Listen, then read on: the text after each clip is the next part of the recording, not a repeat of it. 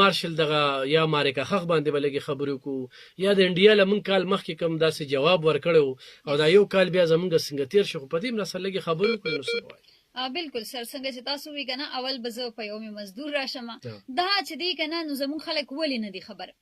دا زموږ د سکولونو نه را روانه سلسله ده چې مطلب داسې څه انټرنیشنل ډے راشي نو په هغې باندې زموږ ټیچرز خبره نه کوي. د ټیچرز کار څه وي، بورډ ډک کړي، نوټ بک راوالی دا ولیکي، هغې ته نه چې دی نو نالج هېڅ څه هغې ته دا نه ورکوي، نه یو لاین ورته نالج وي، نه هغې هسې پوه کوي چې نن څه ورځ ده. زه په خپله ما ټیچینګ کړی دی څه وخت کې هم په دې 410 ډېرو کې، او زه راغم چې سټارټ زه راغم نو په هغه ورځ باندې 9 نومبر و، څومره هم ورځ ده. ما تپوس وکړو نو یو ځای بل ځای کلاسونو کې نو ماشومان وایي نومبر دی، یخني ده پکې، لکه دومره زموږ خلک ناخبره دي. نو دا زموږ د ټیچرز کار دی چې هغوی مطلب ماشومانو ته لږ شانتې د دغې ورځو متعلق یو 2 لاینونه ووایي. دغه هم دا بیا د دې نه وروستو به زه خبره کوم چې لږ په مینرز باندې هم پکار دي چې هغوی ته ډسپلن مینرز دا وښیي.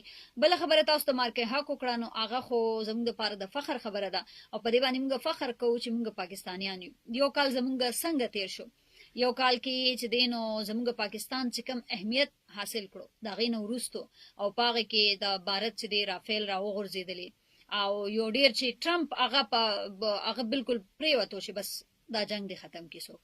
نو لکه زموږ پاکستان چې په دې یو کال کې څومره اهمیت ترلاسه کو، او زموږ فیلډ مارشل عاصم منیر کردار په دې کې ډېر زیات هم دی، بیا د وزیر اعظم شهباز شریف کردار څومره په نړیوال سطح باندې هغوی ته یو شهرت، پاکستانیانو ته شهرت میلاو شو، د هغوی څومره چې دی نو هغوی په بهر ملکونو کې د هغې ستاینه کېږي. اوس چې د مذاکراتو دپاره هغوی څومره کوششونه وکړل. اسلام آباد کې څه خبرې کېږي که نه، لکه کوم ایران او امریکې دا مذاکرات چې روان دي؟ سر ایران امریکې مذاکرات چې دي نو اوس بیا امکانات دي چې راتلونکي هفته کې